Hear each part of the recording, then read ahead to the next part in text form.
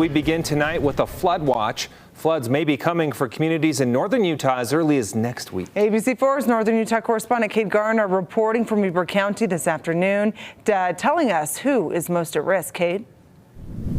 Weber County officials are warning residents, especially those along the lower Weber River, that flooding is expected at the end of next week as a result of the great spring weather we're seeing this week. Corey and Kristen Barker live along the Weber River. This is what their backyard looks like today. They have had many sleepless nights and are doing what they can to be prepared. Just a big forecasting, and we're looking at it daily, multiple times a day. The Weber River is running high today as Weber Basin Water Conservancy District releases water in preparation for increased runoff next week. We live in a beautiful area, right? And 95% of the time we don't have issues and things are wonderful.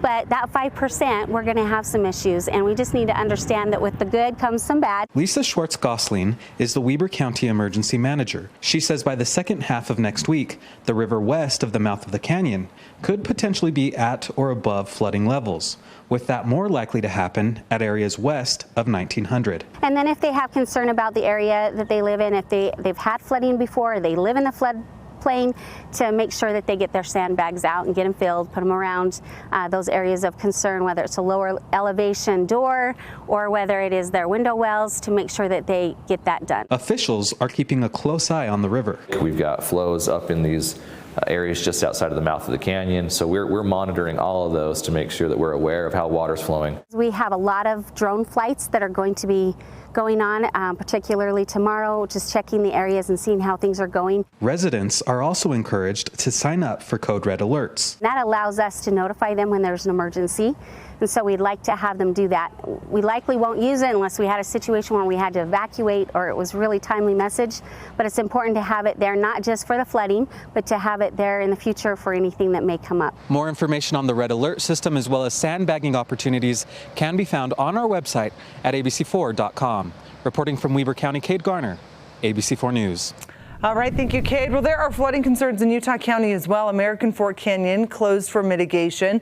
This is a live look at the canyon's entrance. It closed last night, and the Utah County Sheriff's Office says that it won't reopen until further notice. Though the office's spokesperson said he'd be surprised if it stayed closed more than 24 hours, but he says to be prepared in case it is. Chief Meteorologist Alana Brophy is live outside where spring is in full blossom out there. But Alana, you're keeping an eye on these rising rivers. Of course I am. Spring has sprung and it's absolutely beautiful. You can see in the ABC4 backyard the trees are in bloom, stunning temperatures, but with beauty can come a beast, and that beast are those flooding concerns. Here's a look at some of the waterways in northern Utah that we're keeping an eye on over the next week, because we do anticipate with this warm up for these rivers to rise, and we know places like East Canyon Creek near Jeremy Ranch in Summit County could go near record at peak heating, as well as Ogden Weber River, like you just heard from Kade, and City Creek in Salt Lake also expected to rise. We're keeping a close eye on these. This is what the Weber River looked like this afternoon, grabbing the latest from those flooding cameras put out by the state.